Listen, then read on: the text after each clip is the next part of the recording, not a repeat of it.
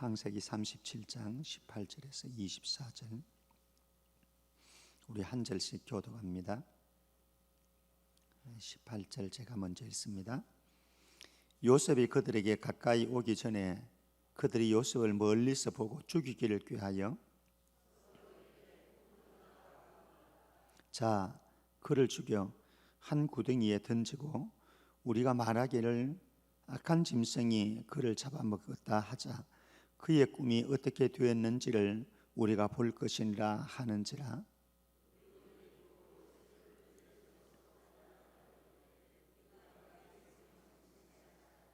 루벤이 또 그들에게 이르되 피를 흘리지 말라. 그를 광야 그 구덩이에 던지고 손을 그에게 대지 말라 하니 이는 그가 요셉을 그들의 손에서 구출하여 그의 아버지에게로 돌려보내려 함이었더라.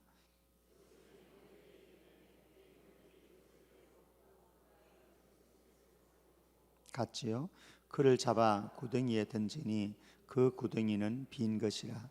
그 속에 물이 없었더라. 아멘. 우리가 살아가다 보면은 주변의 상황들로부터 또 주변의 사람들로부터 공격을 받게 되어지는 그런 때가 있습니다. 그런 때가 되어지면은 우리는 마음이 위축되고 불안해지고 두려워 떨 때가 있습니다. 때로는 그 공격 앞에서 우리는 삶을 포기하기도 하고 어떤 경우에는 그 공격이 속상하고 부당하다고 생각되어서 또 나도 다시 되리어 공격할 수도 있습니다. 그러면서 우리의 삶은 망가질 때가 수없이 많습니다. 제가 지금 목소리가 좀 갈라져가지고 여러분 듣기에 많이 불편하게 해드려서 죄송한데요. 오늘은 좀 집중을 해주시면 좋겠습니다. 죄송합니다. 원인이야 어떻게 되었든지 간에 우리는 이런 주변 환경들과 사람들의 공격을 받을 때에 힘든 것은 사실이지요. 그래서 답답한 현실 속에서 때로는 하나님 앞에 몸부림치기도 하고 때로는 세상과 사람들을 향해서 분노하기도 하는 것이 현실입니다. 지금 요셉이 그런 상황 속에 있습니다. 형제들의 살해 음모 앞에 서 있는 요셉을 보게 됩니다.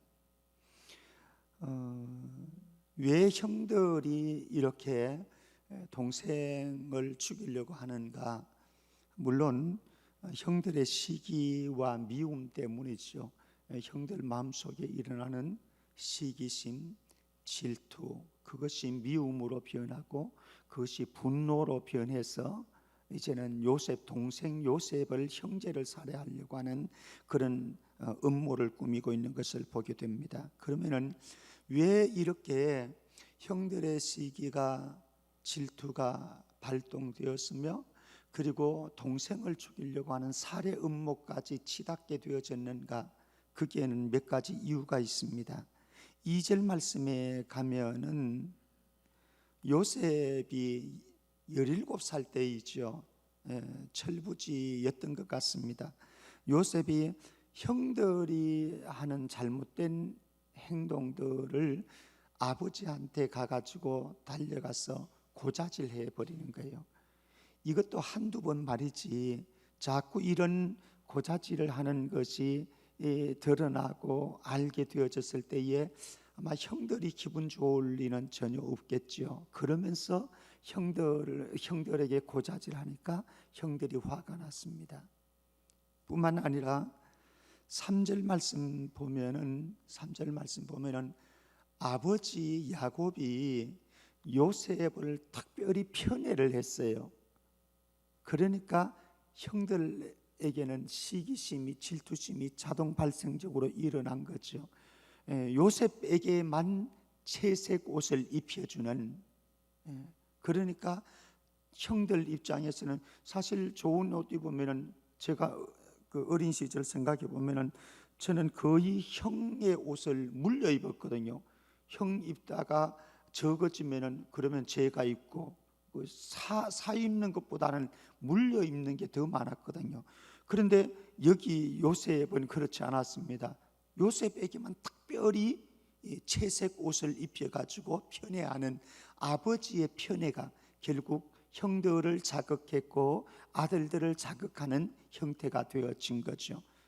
세 번째는 5절 말씀부터 보면은 사실 이게 치명적인 게 되어버렸는데요. 꿈 이야기를 자랑 삼아서 형들 앞에 가서 이야기를 합니다.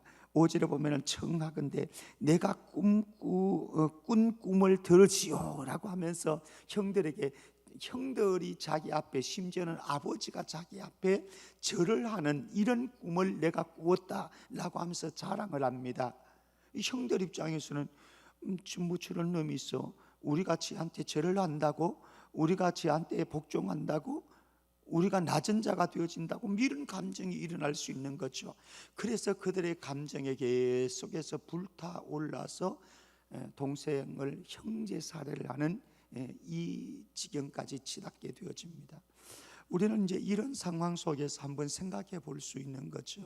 무엇인가 하면은 우리의 삶에 나를 공격하는 어떤 상황, 환경, 사람들이 있을 때에 한편으로 저 사람이 왜 저러지, 왜 저런 환경이 나에게 닥쳐오지, 이런 원망도 할 수 있고 불평도 할 수 있는데, 먼저 우리에게 소중한 것은 혹시 나의 연약함으로, 나의 부족함으로, 내가 하나님 앞에 온전하게 서 있지 못함으로 내 주변 상황이 나를 공격하는 건 아닌지, 공격적인 환경이 조성되어진 건 아닌지, 저 사람이 나에게 저런 공격을 하고 있는 건 아닌지 한번 돌아보는 지혜는 굉장히 소중할 것입니다. 그러면은 이 공격적인 환경과 공격적인 사람들의 이 공격으로부터 해방되어질 수 있는 하나의 방법이 되겠지요. 지혜, 분별력인 것이겠죠. 자, 어쨌든 이런 상황 속에서 형들의 시기심과 질투심은 자극되어졌고, 그 자극되어진 상황 속에서 피해가 만들어집니다. 아버지 야곱이 어느 날 요셉을 양치고 있는 형들이 있는 세겜으로 요셉을 보냅니다. 그러면서 야 요셉아, 가서 형들이 어떻게 지내는지 좀 잘 살펴보고 오너라 라고 하면서 세겜으로 보냈는데, 세겜에서 만나지 못하고 도단으로 가게 되어집니다. 도단에 가서 형들을 만나게 되어집니다. 형들이 요셉이 오는 것을 보았습니다. 오늘 18절에서 20절 말씀에 보면은 이렇게 성경은 기록하고 있습니다. 우리 18절에서 20절 말씀 한번 보십시다. 같이요. 18절 시작. 요셉이 그들에게 가까이 오기 전에 그들이 요셉을 멀리서 보고 죽이기를 꾀하여 서로 이르되 꿈꾸는 자가 오는도다. 자, 그를 죽여 한 구덩이에 던지고 우리가 말하기를 악한 짐승이 그를 잡아먹었다 하자 그의 꿈이 어떻게 되었는지를 우리가 볼 것인가 하는지라. 내용들은 다 이해되겠죠? 내용들은 제가 소개를 하지 않겠습니다. 어쨌든 형들의 감정이 자극이 되어졌고, 그 자극되어진 형들의 감정에 의해서 그들은 계획을 세웁니다. 음모를 세웁니다. 요셉이 아직 가까이 다가오지 않았지만 저 멀리 오는 것을 보고 꿈꾸는 자가 오는데 저를 죽이자, 동생을 죽이려고 하는 음모가 지금 형들의 가슴 속에서 움직이고 있습니다. 사실 인간의 감정이 얼마나 무서운지 몰라요.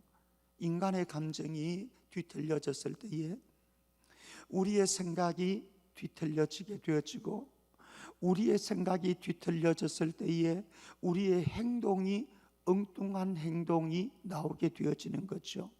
그 엉뚱한 행동이 나왔을 때에 하나님의 계획들을 그르치게 되어지는 일들이 일어나는 거죠. 하나님은 앞으로 요셉을 통해서 아브라함에게 주셨던 비전을 이루어 가실 거거든요. 아브라함의 하나님, 이삭의 하나님, 야곱의 하나님, 야곱의 뜻이 야곱의 12아들들 가운데 요셉을 통해서 이제 전개되어질 것인데, 이 요셉을 죽이려고 하는 음모가 이루어지는 거죠.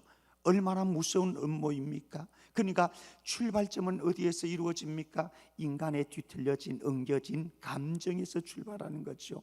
인간의 감정이 뒤틀려지니까, 엉겨지게 되어지니까 우리의 생각이 뒤틀려집니다. 생각이 뒤틀려지니까 행동화 되어지는데, 그 행동이 하나님을 꺾으려고 하는, 하나님의 뜻을 어긋나려고 하는, 하나님의 뜻을 저지하려고 하는 데까지 나아갈 수가 있게 되어지더라라고 하는 거죠. 얼마나 무섭습니까? 얼마나 무섭습니까? 그래서 우리는 늘 점검해 보아야 됩니다. 우리의 감정이 하나님의 마음에 합한 것인가? 주님의 마음에 합한 것인가? 주님의 말씀에 합한 것인가? 만약에 우리의 마음이 주님의 마음에, 주님의 생각에, 하나님의 말씀에 합당하지 못하다라고 그런다면, 빨리 뒤엉겨진, 잘못되어진, 뒤틀려진 이 감정을 청산해야, 그 다음에 우리의 생각이 왜곡되어지지 아니하고, 생각이 왜곡되어지지 아니해야 행동이, 엉뚱한 행동이 나오지 않게 되어지는 거죠. 그래서 하나님의 뜻을 이루는 데 내가 사용되어질 수 있는 겁니다. 날마다 우리의 감정 점검해보고, 우리의 감정이 우리의 생각을 잡아먹지 않고 우리의 행동을 결정하지 아니하도록, 우리의 감정이 주님의 뜻에 합한, 주님의 마음에 합한 그런 감정으로 만들어갈 수 있기를 주의 이름으로 축복합니다. 이제 이런 요셉을 죽이려고 하는 이 살해 음모 속에서 또 다른 움직임이 일어납니다. 한번 21절 22절 말씀 보십시다. 21절 22절 같이요. 시작. 르벤이 듣고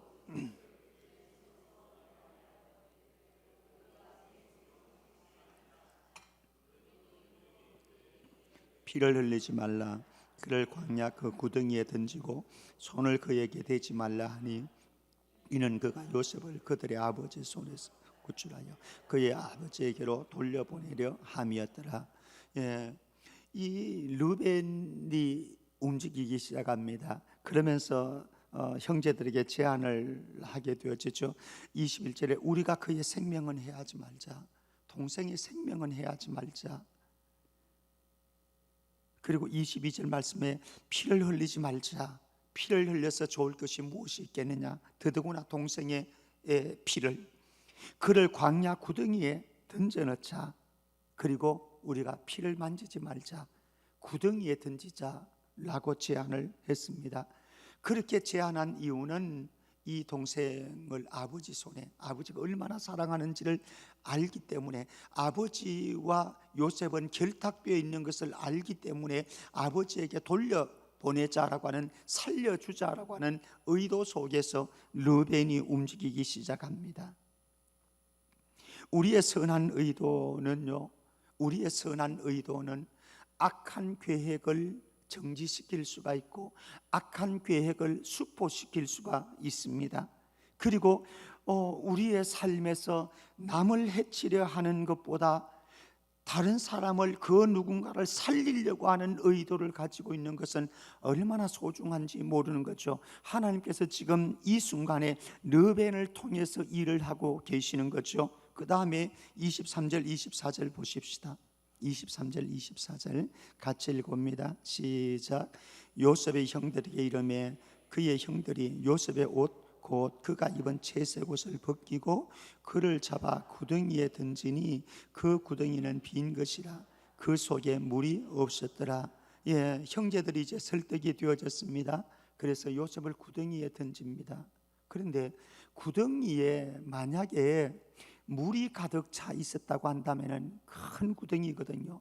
물이 가득 차 있었다고 그런다면은 던져진 요셉은 아마 5분도 못 견디고 죽었겠지요. 그런데 놀라운 것은 그 구덩이가 어떻다고요?